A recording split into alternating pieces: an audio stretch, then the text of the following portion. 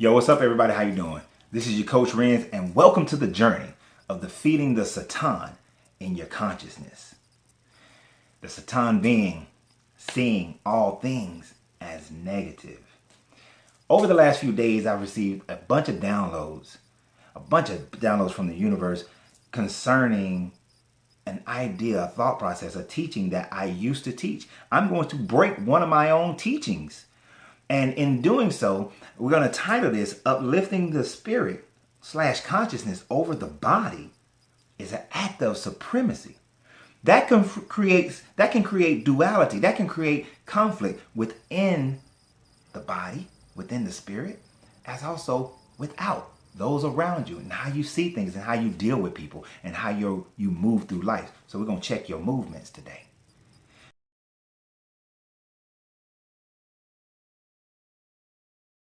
So first of all and foremost, I want to thank everybody who's here for the first time. If you're finding me for the first time, I'm Coach Renz. We talk about the 360 degrees of life. We talk about everything from spirituality to money to sex to relationships to health. You name it, we talk about it. But it all comes together in defeating the Satan of the mind, seeing all things as negative, so that you can free yourself to be yourself, because your greatness is non-negotiable. Yeah, I normally say that at the end of my video, and I'm still going to say it at the end of this one. But it's all right, though. You can say it all throughout. It doesn't matter. It doesn't matter. Because I'm really excited about the fact that these downloads that's been coming. And the fact of the matter is that when you allow the spirit and consciousness to be elevated above the body, is what I realized, you create this supremacy. And when you project that out onto yourself and you project that onto other people, then you stop allowing yourself to be able to really delve deep inside your inner self to discover your greatness, or to discover the greatness of everybody else around you. You actually inhibit other people from being able to live and be their greatest version of themselves. You know, when you put your standard of what's up higher to what's down below, which is a violation of the law of correspondence of as above, so below. It's a violation of correspondence. It's a violation of natural law. And when you violate law, things don't work out for you. You find this in relationships. You find this in business. You find this in so many things when this is violated, uplifting one over the other. Look at race. We're going to talk about that later. Look at relationships and accessing and working on certain conscious level. We're going to talk about that later as well. But when you do that, you negate them. When you put that label of the spirit and the consciousness is above the body, you negate them, because now they have a label. And when you label me, you negate me. Now, as I said, I used to teach differently.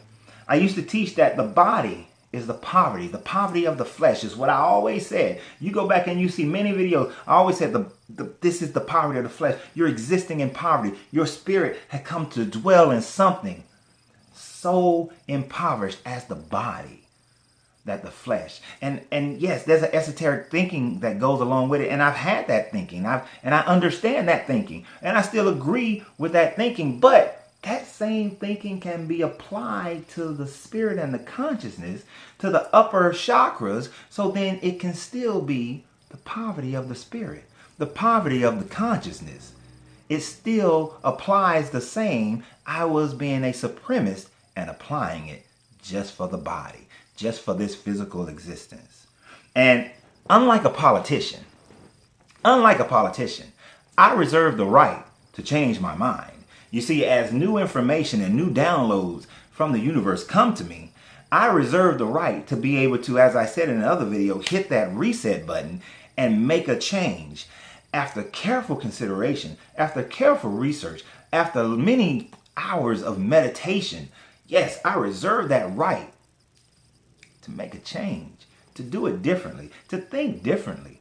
I wouldn't want to be like those politicians who are so caught up into one ideology that they cannot see the change that is occurring in society and make a change. Some of these dictators in other countries who are seeing the impoverishment of their nation, who are warring against their own people, but see that there's a change coming, but they refuse to make a change. Companies that have died out because they didn't make changes. They saw the internet coming. They didn't make a change. Back in the day, they saw the phone system coming. They didn't make a change. Wells Fargo, a company that used to be a carrier company, and it's now a bank. They made the change. So I reserve the right to always make a change, to always come to new realizations, to accept the downloads that comes from the universe. So I accept that change.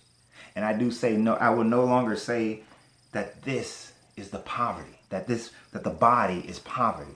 There's so many teachings of wisdom that actually go against saying that this is poverty. This is called the temple in so many places. And even when you think about it logically, your chakras exist in this body. Your divine nature exists in this body. Your mind, your heart, your sacral energy exists in this body. If this body is the temple, this body is also the tool of all those divine, so-called divine energies. So then, just like everything else in nature is perfect, everything else in nature was made exactly for its usage. This body was made for perfect living in this environment, on this planet. Oxygen is not the best fuel in the universe for us to breathe. If you were creating the universe again, you may have created a creature that only breathes hydrogen as the number one element. But no, we breathe oxygen, H2O, combination, that H2O is water. Sorry, throw that off. But our body's composed of water. I was going to go there later. But we just bring in the oxygen. But our body's composed of mostly water. So we have the combination of oxygen and hydrogen, mostly composing our body. 70 to 80% of our body is water. We need it to sustain life. We have to have it to sustain life in order to continue to live in this existence. And it's perfectly made for it. Our body is perfectly made to take water from drinking it, take water from eating foods. It's perfectly made for it. So I cannot call this poverty because it's made perfectly in nature. You are made perfectly in nature. But it is also a tool. It is also something that we are, and we mess it up. Let me tell you how perfect the body is. And I'm going to use chakras to explain this a little bit. Right? Chakras being the 7 primary energy points of the body. Chakras being the primary blocks. If block chakras are the primary thing that keeps us from being able to fulfill who we truly are and be able to move through our lives and our existence on this dimensional plane as perfectly as we should be able to. I want you to imagine a building, a tall building with 7 floors. And in that tall building with 7 floors, usually we say the top floor is where the CEO is. The most important people of the company are usually on the upper floors, the top floors. That would be your crown chakra, third eye, throat chakra. And then the heart of it is middle management. That's that 4th floor. That's the middle management is in that 4th floor.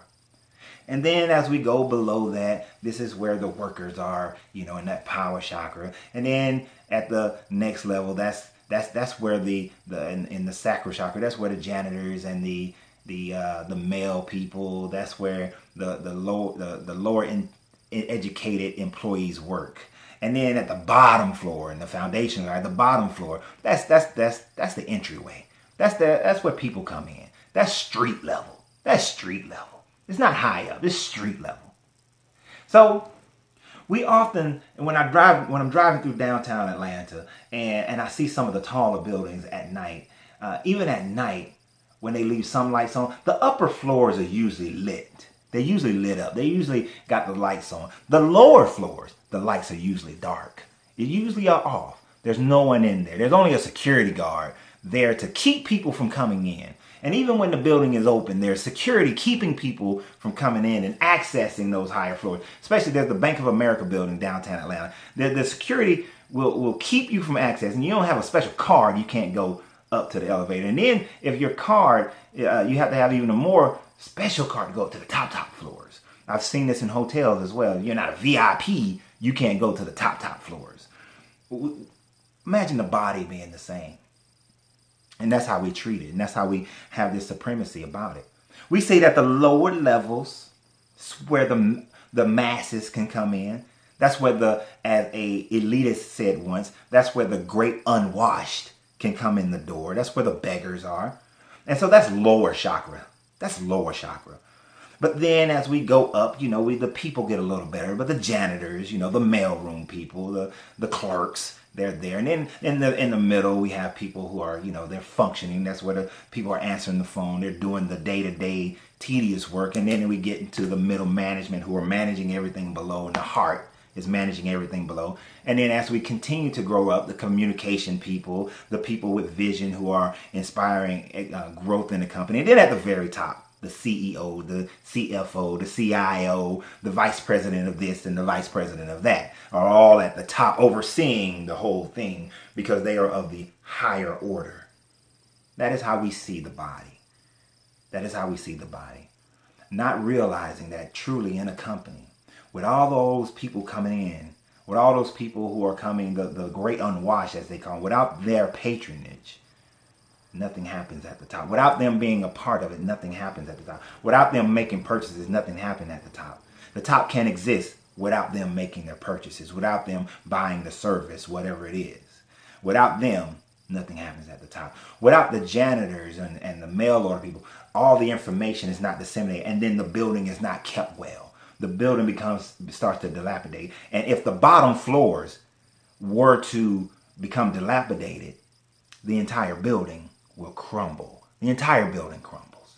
And then in the power chakra, where the mass of employees, the mass of workers are existing, if they all of a sudden decide to walk off the job, to leave and go away from the job and not do the work, then the building crumbles from top and bottom. You see, the top can't function because things aren't getting done out in the macro, but also the lower people, the people below that who work below that, they're now out of a job because there's no people for them to access, to give service to, of running the mail, of doing the clerk work, of keeping the place clean and keeping the maintenance on the building. So it all crumbles from top to bottom. But also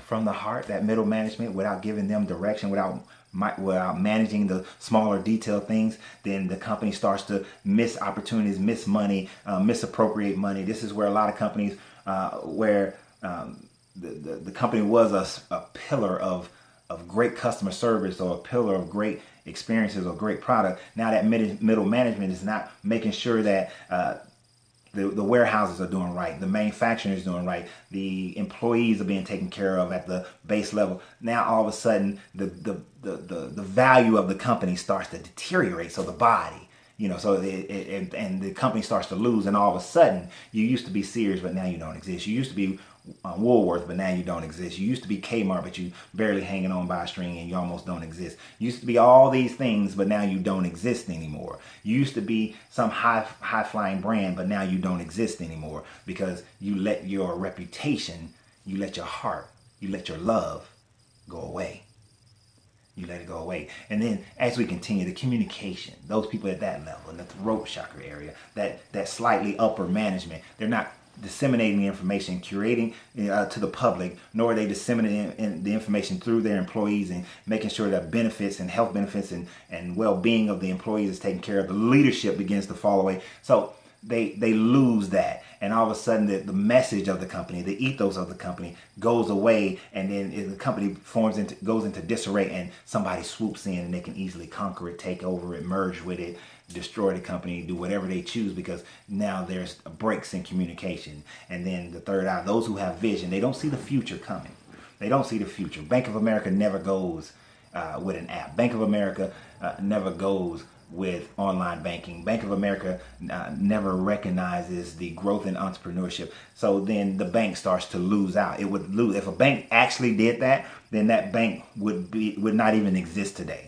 Because without online banking, many people wouldn't choose to work with that bank. If the bank decided when ATM cards came out, I remember when ATM cards came out, that they weren't going to do that. They were going to stick with just a bank ATM card and not do the Visa MasterCard ATM card. Then they would have dissolved by now. They wouldn't be in existence, because if people can't use your card anywhere all the time, they wouldn't want to work with them. Or many banks have lost because they charge too many fees, and if you didn't have the vision to see that charging all these fees was going to destroy your bank, then the bank would crumble from the top. And at the very top, the CEO. The CEO becomes filled with greed and the attachments of earthly things. I want a bigger house. I want a bigger estate. I want bigger jets. If the crown of the CEO starts to say that, it's all about me, it's all about me. And even though I see my people are suffering, I see my employees are not doing as well. I see my employees are getting sick. I see my employees are not growing in the company. I see my employees are leaving the company, but I'm still living this high life and I'm trying to continue my high life. Then holding on to those earthly attachments, the company crumbles from the top down. The CEO takes his golden parachute and goes on about his way, but the rest of the body crumbles. This is the poverty of the flesh that I used to call it, because I put those lower chakras as being lower. I put the entire body as being lower. Then I started having downloads, and I had downloads about a pathway to a man's heart. And that download for that video made me realize that men work from the lower chakra up to the heart, and then from the heart up to the crown, while women have a tendency, and this is in general, work from the crown chakra down to the heart and then down to the lower chakra. But the problem is one side negates the other side. One side says that my way is the right way, and the other side, my way is the right way. But when we do this, we negate the other person. We're negating it all instead of coming into accurate thinking of the body, of the chakras, of how we function, of how we evaluate and how we move and how we determine things. You see that movement. You see, this is having those negative thoughts. We're letting Satan win. We're letting Satan win, seeing all things as negative. And when we do that, we can't free ourselves to be ourselves. Therefore, our greatness becomes negotiated. And we don't achieve greatness. We don't achieve greatness in our money. We don't achieve greatness in our health. We don't achieve greatness in our relationship. We don't achieve greatness in nothing, because we've let the supremacy of the spirit conscious over the body dwell within us. And it only needs a little bit in. So we have to start coming into accurate thinking. And I was having a discussion with a gentleman about race a couple of days ago. And as we was having this discussion about race, I proposed a scenario to him. And I'm going to propose that scenario to you. If a baby is born blind and deaf, and throughout the course of his life, over the next 20 years, this baby experiences people. But the way that blind people usually identify someone is to feel them, to touch them. And they can identify people. Now, if the person growing up blind and deaf experiences people who have curly hair, and the people with curly hair beats them all the time, what would their opinion be of the curly haired people in 20 years? If they experience people with woolly hair, and woolly haired people are sometimes kind, sometimes mean, that's their opinion of woolly haired people. If they experience people with straight hair, and the people with straight hair are just nonchalant, don't really care, don't care one way or another about them, that is how they would feel about people with straight hair. It wouldn't be about race, it would be about the type of hair.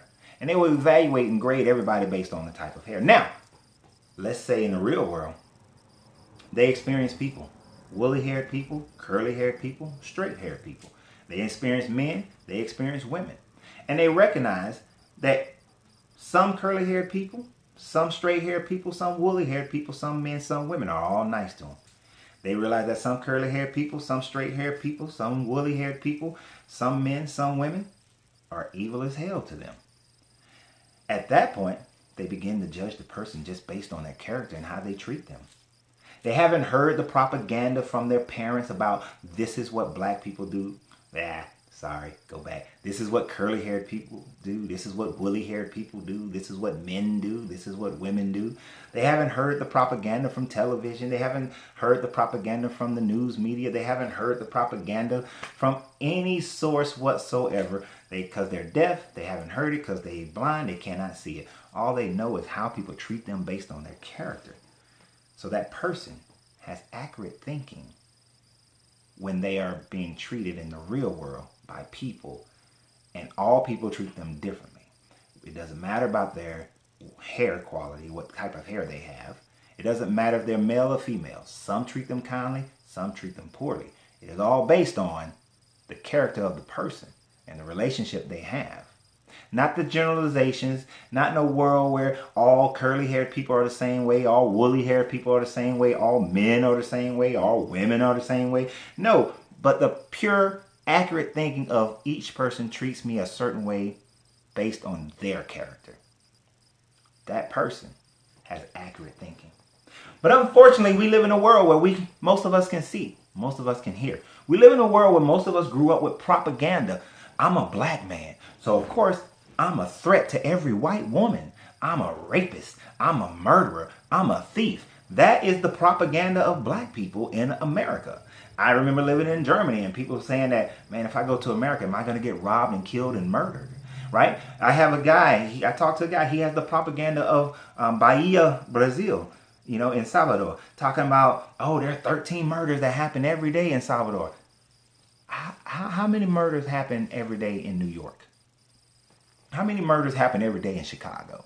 How many murders happen every day in almost any major city? Find a comparable size city. How many murders happen every day? How many murders happen in America? Does that mean that you walk down the street, you're going to get murdered? No. But it's the propaganda. It's the propaganda. It's the propaganda. Right now, all this media about Notre Dame, and I'm going to do a video about that later, burning.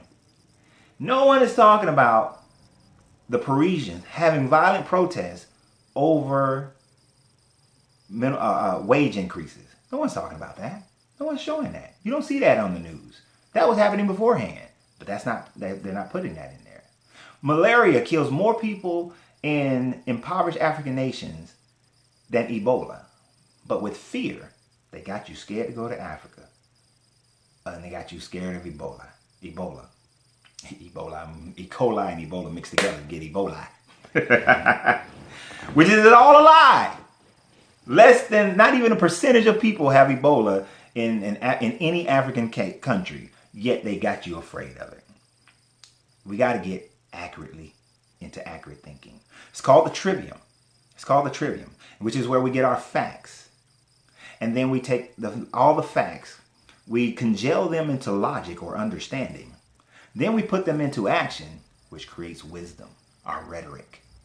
So when I look at the body, when I come to an understanding of the body, I recognize that there's nothing in nature that is imperfect. Everything in nature is built exactly for how it's supposed to be built, to function at its highest level in its environment. But in accurate thinking of man, the ability to man to reason and the ability of man to come up with things, to change its environment, to do all of that creates corruption within man, creates corruption within the body.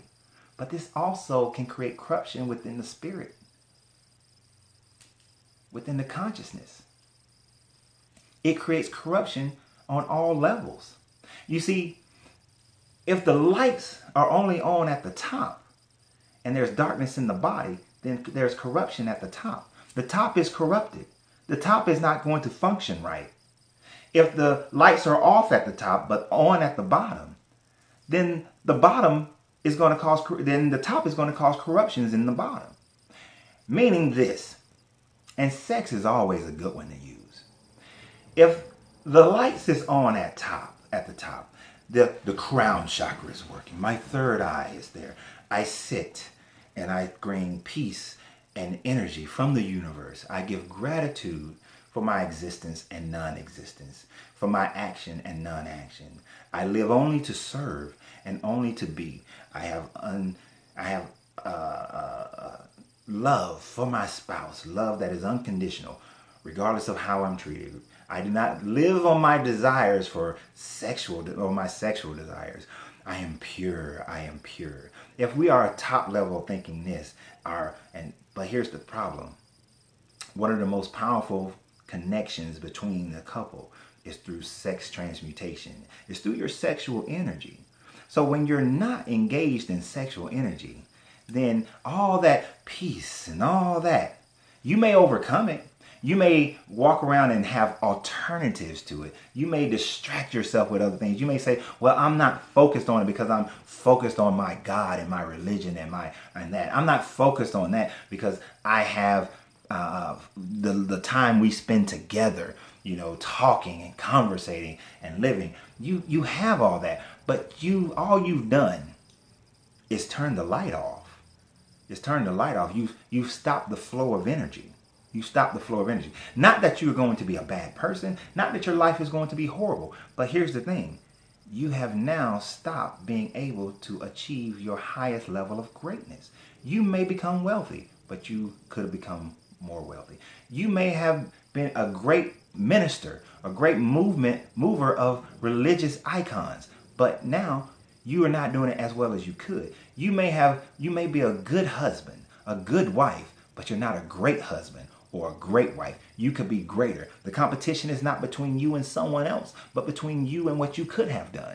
But because you and your wife don't share in the most intimate of acts, the most connecting of acts, physically connecting of acts, and energetically connecting of acts, you've lost it. You see, many people look at this Ankh and they say, oh, it means everlasting life.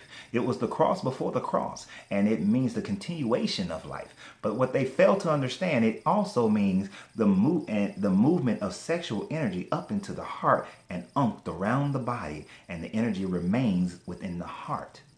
They don't understand that sexual energy moves up and stays within the couple. And when the couple is joining it together, it comes up out the heart, unks around the body of both individuals, back through your mate and into the shared heart.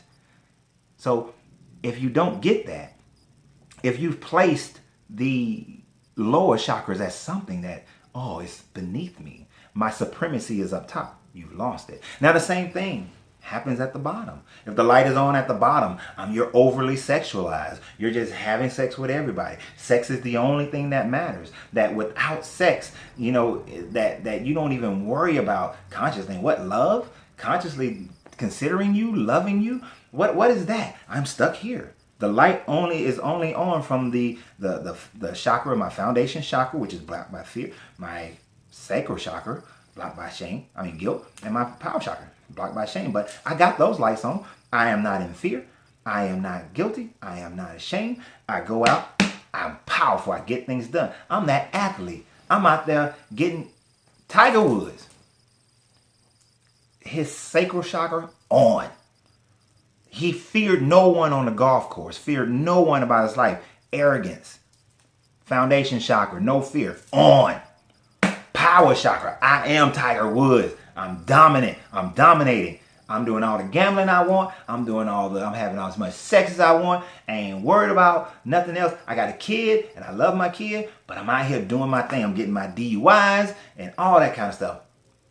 Lower chakras on, higher chakras off. But something happened over the last 2 years. I wasn't privy to it. I don't know what all happened. I know he went through programs. I know he changed his circle of people that he's around. He refocused on what his vision was for him and his life and his kids and his family. And the light came on, the light came on, the light came on, and the light came on. All the lights came on. And he wins the Masters. He wins the Masters when hardly anybody thought he would. One dude did, put an $82,000 bet on him and won $1.2 million. One dude at least knew that the lights were all on or just made a crazy bet. But the lights were all on and he won the Masters. You can win your Masters, but all the lights have to be on. You see, when all the lights are on, sex becomes one of the most intimate connections with your mate so that all the chakra energies flow. Like you have sex, like Prince said, sex with me ain't enough. That's why we got to do it metaphysically. Meaning that you make love in the conscious as well as you make love in the physical.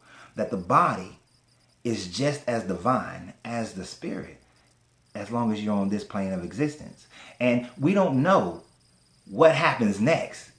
We don't know. Now, the Christians actually teach that you leave this body and upon death you receive a new body. They teach that all the dead will rise, that in heaven you have a new body. The body is still the temple and the tool. It may be different on different planes of existence. I love how Star Trek did an episode, Star Trek, I can't remember if it was Next Generation. I think it was Next Generation, where these beings have been persecuted because they were going through this metamorphosis, this change. I know they also did it on Voyager. But then once the change was allowed and they went through the struggle and the pain of the change, they had a new body of light. They went from a body of flesh to a body of light. And maybe that happens in the next emanation. I don't know. You don't know. Nobody has proof. But the fact of the matter is, while we're in this emanation, while we're in this physical condition, we have made inaccurate decisions and choices based on improper facts that has said that this is the poverty of the flesh, when this is also a beautiful, wonderfully made tool that works perfectly well with nature when we have accurate thinking and we congeal that into the right logic so that we can walk in wisdom of our rhetoric. And in order to do that, we must understand and apply the law. Apply universal law, apply natural law, the hermetic law, the comedic law, alchemy of law, whatever you want to call it. We must apply the law and we must know it. We have to know the law in order for it to work. Let me give you an example. A couple of days ago, I was driving through an apartment complex where it brought a memory back to me of about 15 years ago. My car got booted in this neighborhood, and in this apartment community. I dropped my car off there, and me and a friend went to a Hawks game. And I parked in I didn't park in the visitors parking spaces. So by the time we come back from the game, my car is booted. My car has a boot on it. I have to call the people. The people come like an hour later. It's already like 11, 12 o'clock at night. They come like an hour later. I pay them $75 and I drive away. Now, I don't know if the law was the same back then, but the law now says that if you're parked on public property, there must be a sign, public or private property in Atlanta. This is in Atlanta.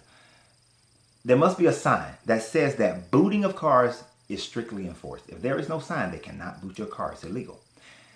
Also, if you're on private property, they boot your car, they have to have permission, a contract from the owner of the private property, or the owner of the private property at that moment calls a boot company and they boot your car, but they can only charge you $25 to take it off on private property. And if they tow your car from private property, you as the owner of the car are not responsible for the towing fees. This is law in Georgia right now. But unlike Georgia law or Atlanta law, these laws can be changed. There is a bill. These laws can be changed. It was done in 2018, so I know it probably was different back when I got my boot. But it can be changed. Universal law cannot be changed. So when you learn to apply universal law, you will not exist in poverty of the consciousness, the spirit, nor the flesh. You will exist at the highest level that you possibly can in this existence. Will you be perfect? No. But here's the thing. No matter what existence you ever exist on, you will never be perfect. Let me illustrate that real quick. In every religion, there was a war in heaven. I want you to contemplate that for a second. In every religion, in every frame of wisdom that has governed a culture, there was a war in heaven. If you ascend to a perfect place, a place of perfection, and you become part of that perfection, how can there be a war in heaven? It's like the old joke says that if you walk into a church and you find that church to be perfect, well, you need to leave because you're going to mess it up. If you were to leave this existence and go to a heaven that is supposedly perfect, you're going to mess it up. It becomes imperfect the moment you step through those pearly gates. Think about it. Heaven is perfect with your 72 virgins, except for the virgins. I wouldn't want to go to heaven to be one of the virgins of some dude. So, which evidently shows that even in the Muslim, you get a new body, you get a new body. So the body is always there. There's some kind of body framework, something that encases the consciousness, the divinity of the consciousness. You know, do some tapping. Some of y'all know what tapping is. But universal law, you have to know them. You have to and understand them. And these universal laws work no matter what portion of the universe. Unless you can step outside the universe, which would then make you God, the God, if you can step outside the universe. Because otherwise, you're not. You're inside. You will always exist inside the universe. So those universal laws, real quick, and we're not going to get into deep details about all of them. I've done videos about the universal laws. Those are still valid. I'll post up one of them on here. The first one is the law of mentalism, the law of correspondence, the law of cause and effect, the law of vibration, the law of polarity, the law of rhythm, and the law of gender. Now, just to give you a good idea of it, when we're talking about this relational thing and the sex part of it and the consciousness of the higher and lower chakras and how none is greater than the other, when you understand the law of mentalism, the law of mentalism has many different parts, but one of the primary is what you mentally think about is what will be created in your life, is what you will become. So if you see yourself as in intimacy with your wife to where you are connected through heart and through mind, not just through the sacral, that your full consciousness is connected, then you are also working with the law of correspondence, as above, so below. As above, so below. Whatever is above is also below, and whatever is below is also above. Now, how can one be greater than the other if what is above is also below? But also, if what is above affects that which is below, and that which is below affects that which is above, then how can one be greater than the other if they can affect one another? The greater should affect the lower, but not the lower affecting the greater. So, but they affect each other equally. For those who are going to say that, well, the lower can't affect it as much. Equally, they are affected. Equally. So, and they are equally affected because the law of cause and effect works on either way. For every cause, there is an effect, and for every effect, there is a cause. So, therefore, they all work with one another effectively. Work with one another and increases or decreases the vibration no matter what plane of existence you're talking about. You can have the lights dimmed up top, but bright at the bottom, or dimmed at the bottom, but bright at the top. But in one of my downloads, all the lights must be bright. All the lights must vibrate at the highest. So as a person I was having a conversation with had remarked to me that some of the most powerful people in the world, some of the most successful people of the world have high libidos, and usually those libidos are satiated. They are satisfied.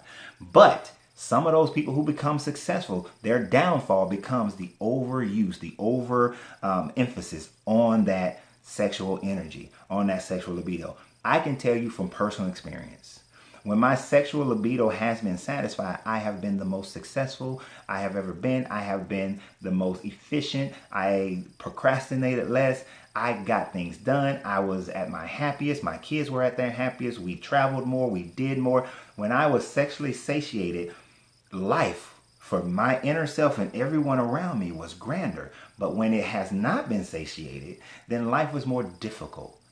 Life was more difficult. So in conclusion, learn the universal law. Understand these universal laws. Apply these universal laws with accurate thinking. When you apply them with accurate thinking of getting the facts, taking those facts into understanding of logic, and then applying them in wisdom, and as you see results, reevaluate the entire process.